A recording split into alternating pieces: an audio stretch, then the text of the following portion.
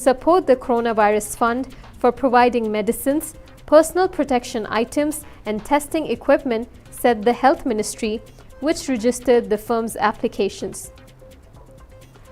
Did I mention that the Sultanat's national campaign for immunization against coronavirus will be able to vaccinate 70% of the population by the end of this year? Well, according to the statement issued by the Ministry of Health said, the ministry would like to clarify that the Sultanate adopted a strategy for immunization against coronavirus, which depends on several phases. The number of persons who should take vaccine has been calculated according to the risk factors such as old age and chronic diseases, as well as the ones in the front line who serve the community, like workers in the health and education sectors. The National Campaign for Immunization Against Coronavirus has been approved in 2 stages, for which 30% of targeted groups are being vaccinated in the first phase, which will be completed by the end of August 2021. The second phase intends to vaccinate 40% of the targeted groups by the end of this year, so that 70% of the population will be vaccinated, which represents the total number of the targeted groups.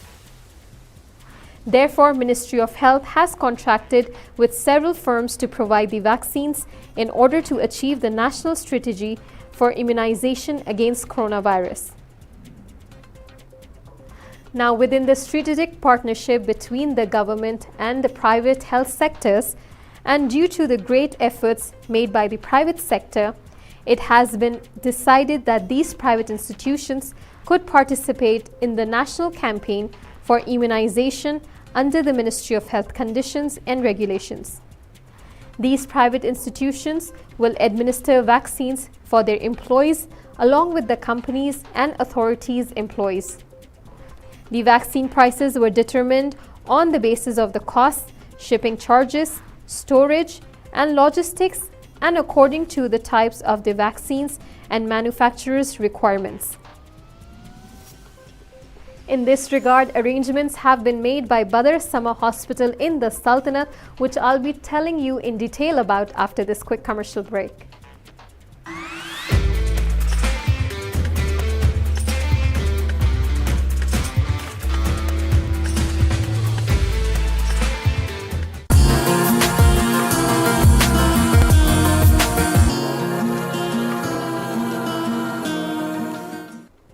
Welcome back to Fighting COVID. Now, before going on this quick commercial break, I mentioned that arrangements have been made by Badr Sama Hospital in the Sultanate of Oman that is aiming to provide vaccine shots to private sector employees in the country as part of the Ministry of Health's vaccination drive. With the ministry planning to expand the drive to all citizens and residents of the Sultanate of Oman gradually, the group is gearing up to launch COVID-19 vaccination drive for corporates and companies. Not just that, but more private hospitals in the Sultanate of Oman are preparing to store COVID-19 vaccine doses as part of the scheme launched by the Ministry of Health to administer the jab to hundreds of thousands of private sector employees. The Ministry of Health has set up a Google form so companies can easily sign up for the vaccine for their employees. Before getting the vaccine jab, companies have to transfer the funds to buy the vaccine and upload proof of the same onto the Google form.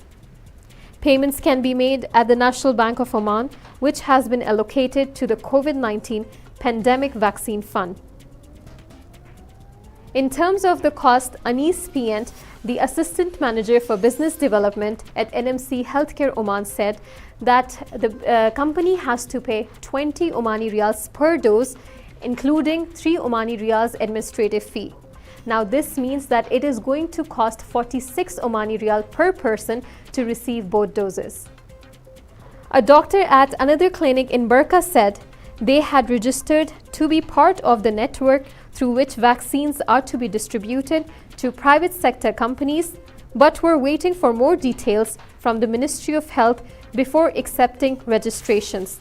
In fact, he said that, quoting him here, We don't know yet if there will be an age restriction for employees who wish to take the vaccine, so we have approached the ministry in this context. We will wait for the response because we don't want a situation where we have to turn back company staff because they do not meet the criteria. So this is all what has happened in the Sultanate past this week. We'll be looking into what's happening around the world after this quick commercial break.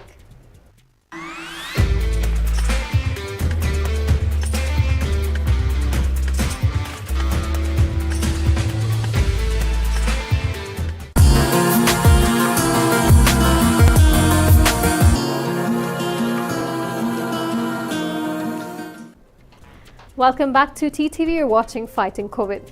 Now, before going on the quick commercial break, we said that we'll be looking into what's happening around the world. And lately, the Australian government has opened talks with international airlines on digital vaccine passports for those people who have been inoculated with coronavirus. The Australian Border Force, commonly known as ABF, and the International Air Transport Association, commonly known as IATA, which represents about 290 airlines, have been in discussions about vaccinated Australians using the IATA travel pass, The Guardian Australia reported last week. It comes one day after Prime Minister Scott Morrison flagged the idea of a digital vaccination passport. Moving on to Japan, the Japanese government last week on Friday gave green signal to 2 vaccines used against coronavirus, those developed by AstraZeneca and Moderna pharmaceutical giants, to be added to the nation's vaccine portfolio. People aged 18 or older in Japan are likely to be eligible, but officials may later recommend a minimum age limit for the AstraZeneca vaccine because of the risk of rare blood clots. The European Union drugs regulator published data that shows young people are more likely to develop them. The Moderna vaccine is expected to be administered at large-scale vaccination sites, which are likely to be open in Tokyo and Osaka today.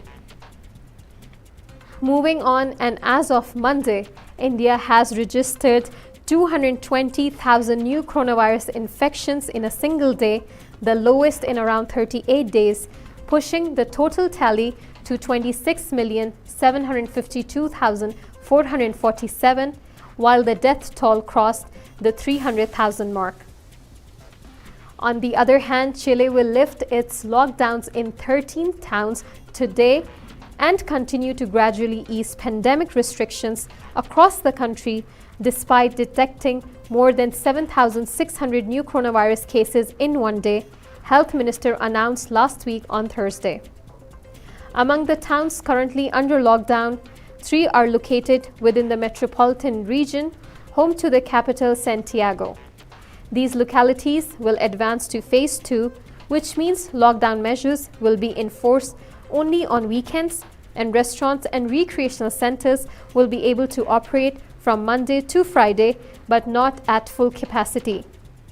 Chile, as of today, has registered 1,329,918 confirmed cases and 28,518 deaths since March 2020.